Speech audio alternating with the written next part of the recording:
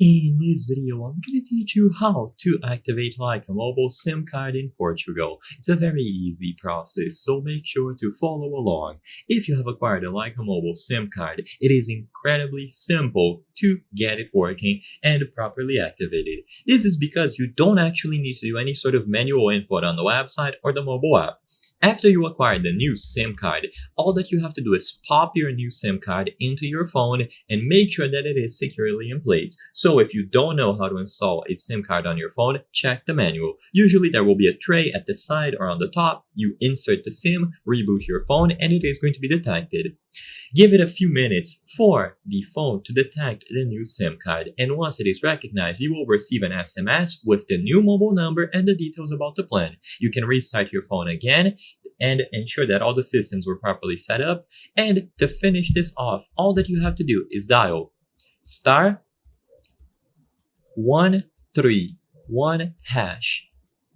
This will allow you to confirm that your plan is active. And if it tells you that the plan is active and good to go, then you don't have to do anything else. You can also use the website as I'm displaying here on the screen, or the mobile app. It doesn't matter, all of them will work.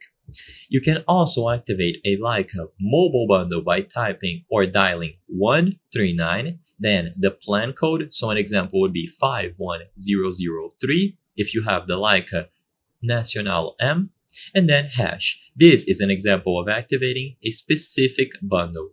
But again, simply inserting your SIM card into the phone should be enough. For an eSIM, the process is going to be similar, but usually you will receive a QR code in your email address. So all that you have to do is insert it into your phone and make sure that it is properly powered on and has access to service.